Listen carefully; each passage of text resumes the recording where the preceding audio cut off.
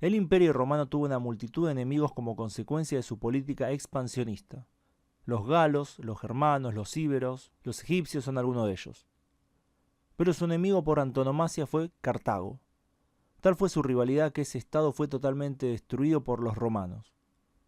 Pero hubo otro enemigo de Roma, mucho menos conocido, pero que sin embargo fue igual o incluso más furibundamente antirromano que los púnicos. Hoy vamos a hablar de dicho reino, de su historia, de sus características generales y su enfrentamiento con Roma. Ponto fue un reino helenístico ubicado en la región histórica del mismo nombre y gobernado por la dinastía mitridática. En su origen fue una satrapía del imperio aqueménida, consolidada por el sátrapa Ariobarzanes II de Quíos en el año 363 a.C., que consiguió someter a las tribus del interior y estabilizar la región. En el año 334 a.C., Alejandro Magno inició sus campañas en Anatolia. La satrapía del Ponto no fue inicialmente ocupada por los ejércitos griegos, generándose un vacío de poder que consolidó a Mitrídates II de Quíos como gobernador. Luego de la caída del imperio alejandrino, su hijo, también llamado Mitrídates, se hizo popular en la región y fue ganando fuerza hasta que en el 281 a.C. asumió el título de Basileus o rey. Así nació el reino de Ponto y este Mitrídates se convirtió en Mitrídates I. Como la mayor parte del reino se encontraba dentro de la región de Capadocia o Capadocia, que en esas épocas tempranas se extendía desde la frontera de Cilicia hasta el Euxino, que es el Mar Negro, el reino se llamó al principio Capadocia por el Ponto o Capadocia por el Euxino, pero luego se lo llamó simplemente Pontus o Ponto. El nombre de Capadocia se usa en adelante para referirse a la mitad sur de la región, incluida anteriormente bajo ese nombre. El reino de Ponto se dividió en dos áreas distintas, la región costera y el interior. La región costera que bordea el Mar Negro estaba separada de la zona montañosa del interior por los Alpes Pónticos, que corren paralelos a la costa. Los valles de los ríos del Ponto también corrían paralelos a la costa y eran bastante fértiles, sustentando rebaños de ganado, mijo y árboles frutales, incluidos cerezos, manzanos y perales. Esta región estaba dominada por ciudades griegas como Amastriz y Sinope, que se convirtió en la capital póntica después de su captura. La costa era rica en madera, pesca y olivos. Ponto era también rico en hierro y plata. También había cobre, plomo, zinc y arsénico. La principal ciudad del interior era Amasia, la primera capital póntica, donde los reyes pónticos tenían su palacio y tumbas reales. Había algunas otras ciudades, pero el resto eran predominantemente pequeños pueblos. El reino del Ponto se dividía en distritos denominados eparquías. La división entre costa e interior también fue cultural.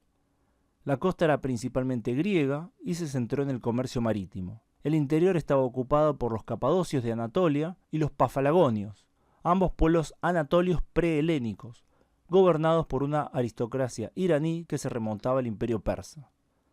Los dioses del reino eran en su mayoría sincréticos, con rasgos de dioses locales junto a dioses persas y griegos. Los principales dioses incluían al persa Ahura a quien se le denominó Zeus Stratios. También estaba el dios de la luna Men-Parnakou y Ma. Los dioses del sol eran particularmente populares y la casa real se identificaba con el dios persa Ahura. Tanto Apolo como Mitra fueron adorados por estos reyes. De hecho, el nombre utilizado por la mayoría de los reyes pónticos fue Mitrídates, que significa dado por Mitra. Entonces tenemos que la cultura póntica representó una síntesis de elementos iraníes, anatolios y griegos, con los dos primeros asociados principalmente con las partes interiores y el último más con la región costera. Farnaces I, quinto rey del Ponto, quien gobernó entre los años 184 a.C. y 170 a.C., involucró al Ponto en un conflicto con varios de sus vecinos, entre ellos el reino de Pérgamo tras la guerra romano-siria. Los pónticos conquistaron en el año 183 a.C. la ciudad libre de Sinope, como habíamos dicho previamente, convirtiéndola en la capital del reino. En el año 120 a.C. llegó al trono Mitrídates VI. Este se lanzó a una campaña de conquista. Tomó la Cólquide, la legendaria tierra a la que llegaron Jasón y los argonautas, para obtener el vellocino de oro. Extendió su poder por la costa norte del Mar Negro, afirmó la dominación del Ponto sobre Galacia y Capadocia y formó una estrecha alianza con el reino de Armenia. En el año 91 a.C. expulsó de su trono al rey Nicómedes de Bitina y fue ahí cuando Roma intervino. Al no estar preparado entonces para una guerra contra Roma, Mitrídates se sometió y prometió tropas auxiliares para la guerra social que se desarrollaba en Italia. Anteriormente, Ponto y Roma habían tenido en general buenas relaciones, pero esto cambiaría radicalmente con Mitrídates VI.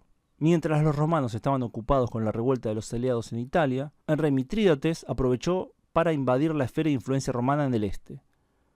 Tras conquistar los reinos de Bitina y Capadocia, los reyes refugiados convencieron a los romanos para que acudiesen al rescate. No obstante, tan pronto como los romanos le declararon la guerra, el ejército póntico ocupó la provincia romana de Asia. Mitrídates ordenó matar y despojar de sus propiedades a todos los itálicos que vivían en aquellas tierras, 80.000 mercaderes, marineros, viajeros, familiares e incluso a los esclavos nacidos allí. Mitrídates cruzó Grecia para llevar a cabo otra sencilla conquista hasta que Roma resolvió su problema con los aliados itálicos y respondió al ataque. Lucio Cornelio Sila, ahora cónsul romano, llegó y derrotó a los pónticos en diversas batallas, matando más de 150.000 hombres. No obstante, las condiciones de paz que impuso a Mitrídates no fueron duras porque Sila ansiaba regresar a casa rápidamente y apuntalar las bases de su poder en Roma. Luego de esto tenemos la Segunda Guerra Mitridática. Esta apenas fue una escaramuza fronteriza. Mitrídates había empezado a reconstruir su ejército para sofocar algunas rebeliones locales, pero los romanos pensaron que aquel nuevo contingente iba a lanzarse contra ellos. Sin embargo, tras los primeros enfrentamientos, resolvieron el problema diplomáticamente. Hay que recordar que para esta época la mayoría de los reyes del Mediterráneo había aceptado el hecho de que Roma era la que mandaba. Cualquier decisión importante era acordada primero con su embajador romano. Los monarcas sin hijos llegaban incluso a transmitir sus reinos a Roma en sus testamentos, pero cuando el rey de Bitina legó su reino a Roma, Mitrídates declaró que el testamento era una falsificación romana y volvió a ocupar Bitina. Sabía que los romanos estaban demasiado ocupados persiguiendo a Espartaco como para detenerlo a él. El Senado romano envió a Lucio Lucino Lúculo a resolver el problema póntico, pero cuando llegó se encontró que las fuerzas romanas locales eran muy indisciplinados y que no estaban en condiciones de participar en una campaña. Le llevó cierto tiempo volverlos a poner en forma y tuvo que dejar solo a otro general en aquella zona, Marco Aurelio Cota, que fue derrotado en Calcedonia y asediado en Cícico por Mitrídates. Con un ejército apenas sin entrenar, Lúculo se puso en marcha y espantó a los pónticos que abandonaron el asedio. En la siguiente campaña, Lúculo destruyó sistemáticamente al ejército póntico e invadió Asia Menor. Mitrídates huyó hacia el este buscando la protección de su yerno, el rey Tigranes de Armenia, quien rechazó las peticiones romanas de extradición. En el 69 a.C., Lúculo se abrió paso con su ejército y penetró Armenia a través de la Alta Mesopotamia con una campaña que aniquiló unos 100.000 armenios. La fortuna saqueada de la capital armenia, Tigranocerta, hizo de Lúculo el hombre más rico de Roma. Mitrídates huyó a sus tierras en la costa norte del Mar Negro, donde gobernaba su hijo, Machares. Pero este no quería enfrentarse a Roma y se negó a empuñar las armas. Ante esto, Mitrídates mató a Machares y asumió el control personal de su territorio. Reconstruyó su ejército reclutando a jinetes escitas de la estepa ucraniana. En Asia Menor, Lúculo se granjeó enemigos entre sus compatriotas mientras consolidaba el control de las conquistas de Roma. Para aliviar la terrible pobreza de estas tierras asoladas por las guerras, abolió unilateralmente algunas de las deudas más pesadas que los colonos habían contraído con los prestamistas romanos y los recaudadores de impuestos.